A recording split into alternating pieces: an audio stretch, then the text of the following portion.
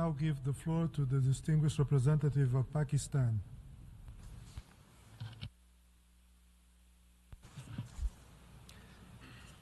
Mr. President, as this assembly meets today, the conflict in Ukraine continues to rage 3 years since it erupted, inflicting unimaginable suffering on millions of people and leaving a trail of destruction and misery.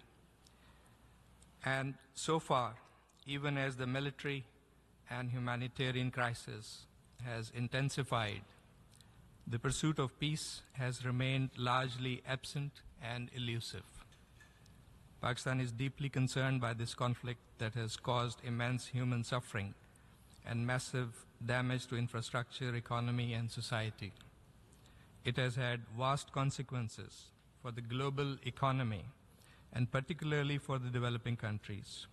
Most ominously, if the hostilities continue, there is an ever-present danger of further military and geographical escalation of this conflict, which poses a clear and significant threat to international peace and security.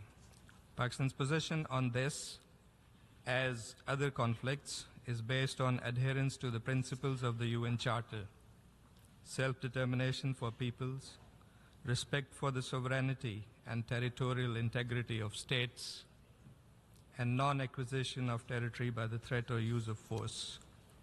Consistent with the Charter, states must also implement international agreements and abide by their respective obligations and respond to the legitimate security interests of all states.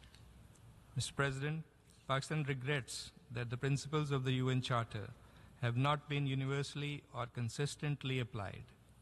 In particular, these principles have been flagrantly violated for over decades in the brutal foreign occupation of Jammu and Kashmir and Palestine.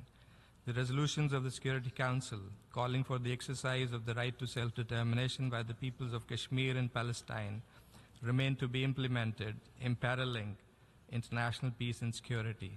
International law and justice must be upheld everywhere.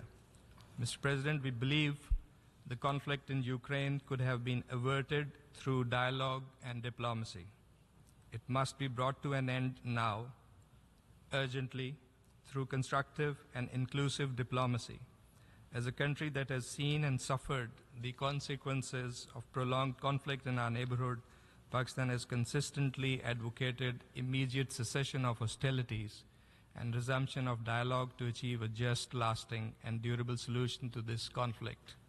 Pakistan therefore endorses the call for an urgent and swift end to the conflict between Ukraine and Russia and the pursuit of active diplomatic efforts to achieve enduring peace.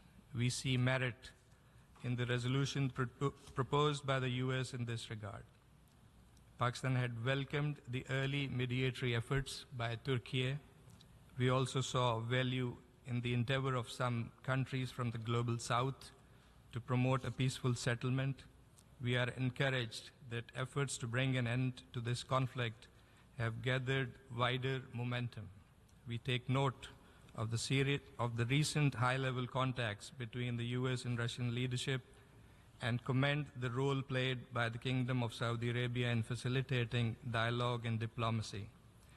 Mr. President, Pakistan would welcome any initiative which helps lead the parties to arrive at a pacific and sustainable settlement of this tragic conflict through constructive and inclusive diplomacy, in full respect for the UN Charter, international law, and relevant multilateral agreements, and which is responsive to the legitimate national security interests of all sides. To this end, Pakistan stands ready to play a constructive role in this assembly, in the Security Council, and in other forums to promote effective and inclusive diplomatic endeavors aimed at bringing a swift end to this conflict in accordance with international law and the UN Charter. As we vote on different proposals today, we hope everyone will come together, united for peace. We must not miss this opportunity. I thank you. I thank the distinguished representative of Pakistan